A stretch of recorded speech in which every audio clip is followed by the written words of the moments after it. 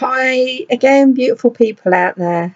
Right, today, this video, something I just keep writing things down and want to get it out there. So here I am again. I don't want to sort of bore you all too much.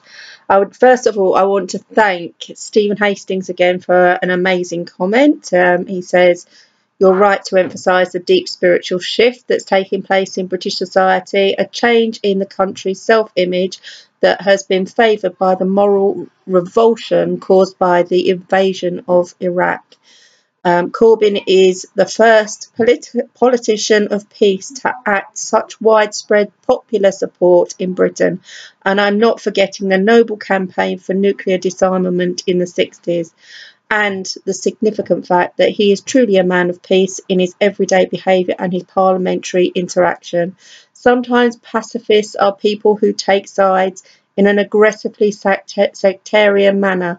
This is in no way true of Jeremy, and thanks to his action and sometimes to his eloquent stillness and refusal to react to provocation, not only the Labour Party but also the whole of the British society has a chance now to evolve significantly, for evolution can take place quite quickly after decades of stagnation, where there's a sudden collective realisation that violence only leads to further violence in everyday individual relationships, as in the affairs of state."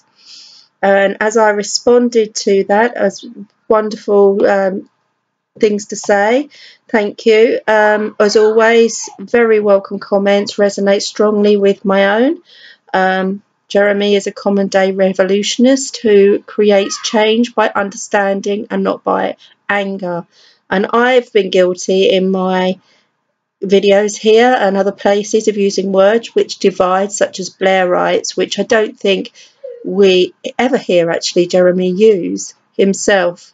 And we do need to emulate that, and I think there will come a time in history where his speeches will be analysed and will be noticeably recognised as words of peace and unity.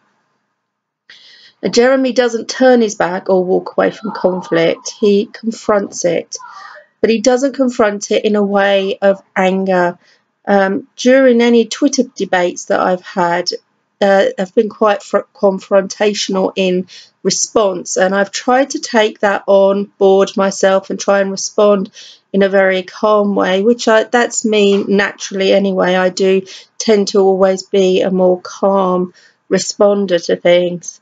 And I think when people have been talking a lot in very negative terms about Jeremy, one Twitter debate I've had, again, the same things come at me about Jeremy's involvement with the IRA. I've made a video about that too.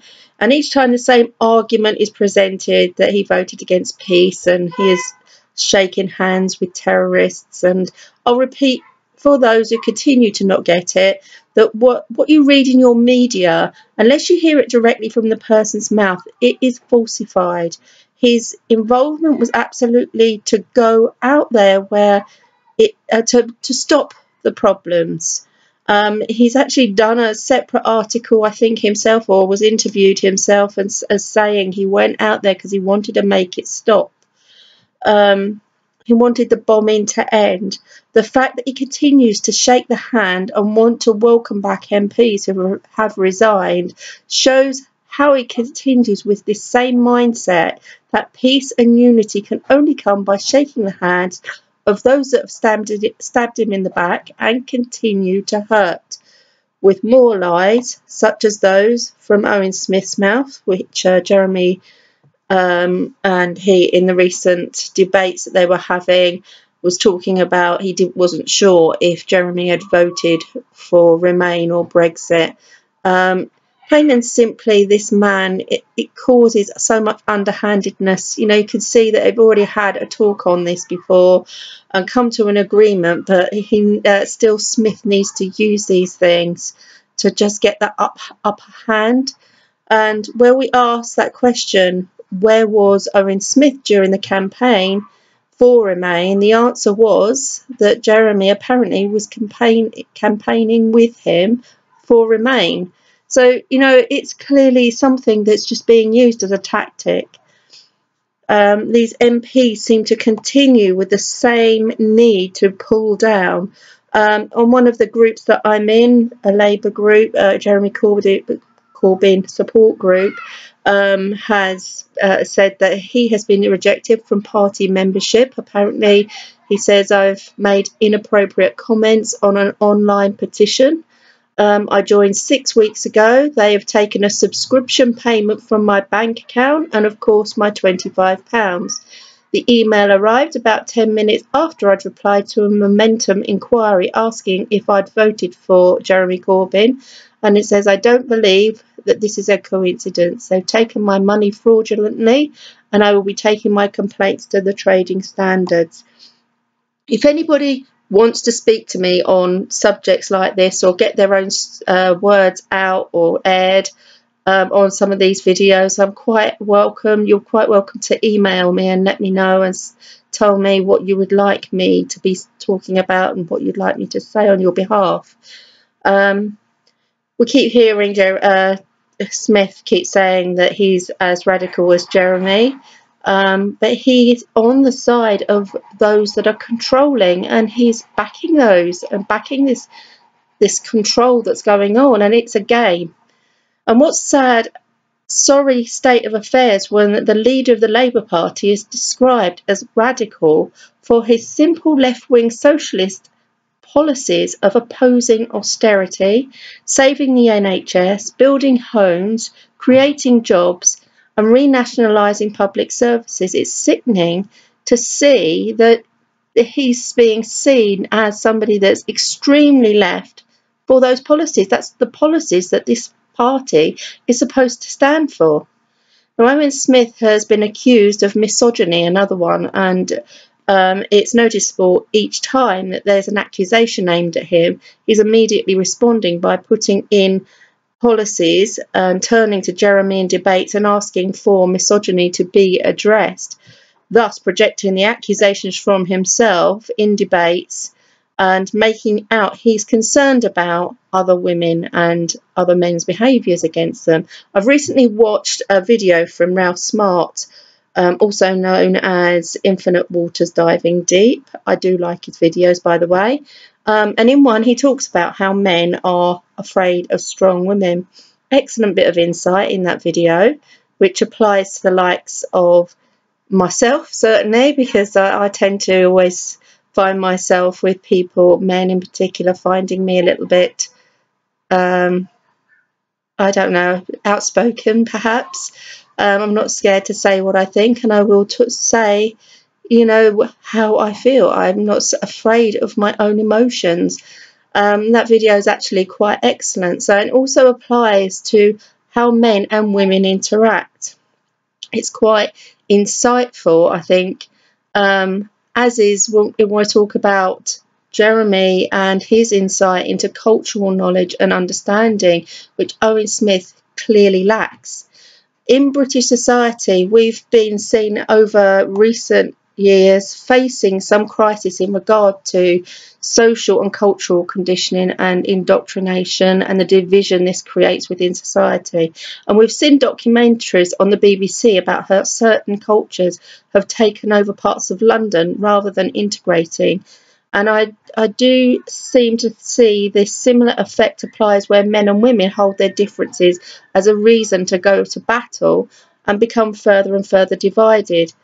We're also applying this amongst our cultural differences, and the strong people of all culture are self-aware, and we don't need to look upon each other as the enemy.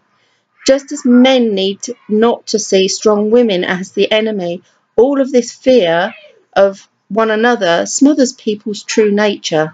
And our true nature is to be social creatures, and we need one another. Some need others more than others, but even the most self-reclusive feel they must come out of their shell from time to time and connect. And this is something we all need. It's in our own true nature to connect to one another and the differences that we have. People are born with somewhat forced into completely inauthentic systems which don't work. Some of them from stop them from being able to mix with one another. And so when they're thrown into a society which is more free, they struggle with that and are seen as, look at those evil ones, look at that, the way that those people are teaching their children. And it isn't that many of us are, we're different cultures. It's that we're not driven by something which is evil or bad. It's something that has been a sort of control, underlying control, and the control, most control comes from the people that are saying you can't think like that, you cannot do that. People will eventually grow, and I'm sorry, somebody's starting their car out there, it's a bit noisy. People can't grow or alter or change. They need to do it slowly. They can't be forced out of the way that they've understood life to be, their culture to be. And I believe where there is these separations and where, sort of different cultures have moved into parts of London, a large amount of the way that it's become black areas or white areas is because of the snobbery, and where fear has begun the shift of whites from those areas. And that's really where everything has gone wrong. We used to watch all the 70s shows, which were really racist and bad. You watch it now and you go, ouch, oh my God. We used to speak about people and to each other like this and treat each other like this. Slowly but surely things are changing, but it takes time. We have to educate the people of the country before these changes take place, but people aren't educated, and boys are not educated on women. And as for centuries, it's been that men took control, and still this need to take control is inbred unless we're conscious and aware. It takes a strong man to actually know and be able to resonate with a strong woman. For years, it's all accepted and somewhat encouraged that people behave this way to each other and actually, suppress one another because that's the way the culture says is necessary. We talk about ego in a way that is a belief of control and is justified by cultural conditioning and what goes with the British people too, and Americans. I mean, look at Trump and what he's been encouraging in the USA. All of this is not just ego-based. It's stopping the integration and understanding of one another. And it can end all cultural and sex wars that begin in the mind if we just free ourselves a little bit to understand ourselves a little bit more. Now, I saw an article on Gaddafi, Colonel Gaddafi. His political ideas were generous. In fact, contrary to popular belief, Gaddafi's Libya was Africa's most prosperous democracy. What Western media described as Gaddafi's military dictatorship was actually, in actual fact, one of the world's most democratic states. We listen too much what our media is telling us, and we should stop doing this. We need to bin our papers, especially the likes of The Sun and the Daily Mail, or the Daily Fail as I like to call it. The nation's state of Libya was divided into several small communities that were essentially mini autonomous states within a state. These states had control over their districts and could make a range of decisions, including how to allocate oil, revenue and budgetary funds. Within these mini-states, the three main bodies of Libya's democracy were local committees and People's Congress and the Executive Revolutionary Councils. All Libyans were allowed to take part in local committees and meetings, and they did have a say. Gaddafi wanted to end people hanging and things like that, but actually the people wanted that to remain. Capital punishment, they wanted that to remain. Democracy is not just about elections or political parties. True democracy is about human rights. During the NATO bombardment of Libya, Western media conveniently forgot to mention that the United Nations had just prepared a lengthy dossier praising Mr. Gaddafi's human rights achievements. The UN report was there making these showed that he was making human rights a policy, improving women's rights, educational opportunities and access to housing. During Colonel Gaddafi's era, housing was considered a human right. Consequently, there was virtually no homelessness or Libyans living under bridges. How many Libyan homes and bridges did NATO destroy? Fact is, the West has shown that unfettered free markets and genuinely free elections simply cannot coexist. Organised greed always defeats disorganised democracy. How can capitalism and democracy coexist if one concentrates wealth and power in the hands of a few, and the other seeks to spread power and wealth among many? Mr. Gaddafi, however, sought to spread economic power amongst the downtrodden, many rather than just the privileged few. Under Mr. Gaddafi, education was a human right, and it was free to all Libyans. If a Libyan was unable to find employment under graduation, the state would pay that person an average salary for their profession. Whilst for millions of Americans, healthcare is also increasingly becoming a privilege and not a right. This is why we must protect our NHS so dearly. Do you see a pattern now of why men who fight for democracy are seen as a danger? We must protect leaders like Jeremy because the higher elite doesn't want this to happen. It will wipe out those who are putting democracy as top agenda in each country. Sadly, we are forced into this belief that we are free. And if we are, why would we be fighting for our right to vote and our freedom to vote for what we want? The Blairite Labour, sorry I did say that again, under Smith, wants to stop us from having those rights. So why would we vote for this? Why do any of you Smith voters out there not see? When we discuss power, we're usually talking about ego, but the ego itself is just a name or a label for a construct which enables this human experience at a normal level. It allows us to be individual and allows for individual physical expression, facilitating our growth. Sadly, the psychological notion of ego, which has been corrupted as well as often used in harmful ways for shaming externally and internally, which causes even more emotional injury, which keeps people from expressing themselves freely. We all believe something different from one another. It is what makes us unique. And whether we believe in religion or religious beliefs or not, we still, even the atheists, believe differently to one another and fight over different values against one another. Take vegetarianism on vegans versus meat eaters, for example. They think differently about how we should live. And we all like to tell each other how this is right and that's right. The one thing we don't do and we should not be doing is killing each other for each other's ideals.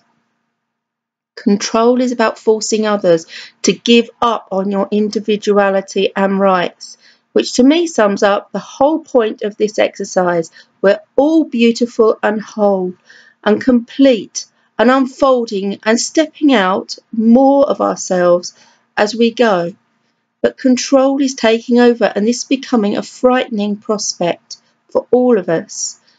And when we vote for Jeremy Corbyn, it's almost like we're voting for our freedom right now. We're absolutely 100% unique, as well as what makes us it literally impossible to have a healthy relationship with each other. We are all differ in early life experience and what it teaches us. But it takes time for us each to learn where we stand in the world. And we cannot enforce this on people. We cannot enforce change so quickly. It has to come from the heart. And I think all those that are voting for Jeremy right now are people that have already done a lot of work to understand where their freedoms and rights come from themselves. When they put the cross on that paper, it's because they know that these people, this man, stands for exactly that.